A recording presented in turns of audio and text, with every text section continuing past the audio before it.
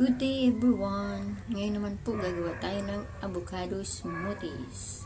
Kailangan lang po natin ng isang avocado, gatas, honey at malunggay powder. Yan lang po ang mga sangkap.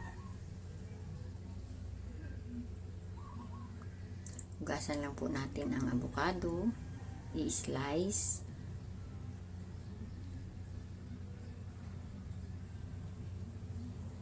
at i-combine po siya sa blender kasama ng malunggay powder, milk at honey.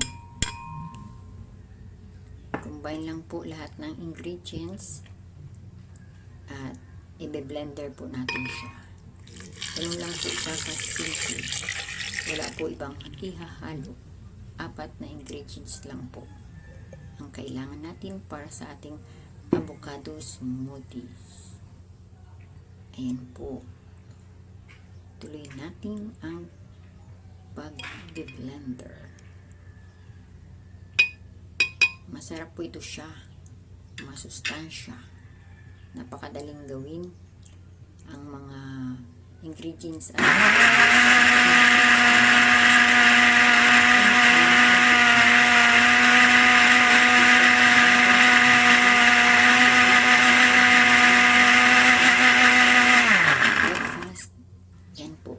pwede po itong avocado smoothies with malunggay powder.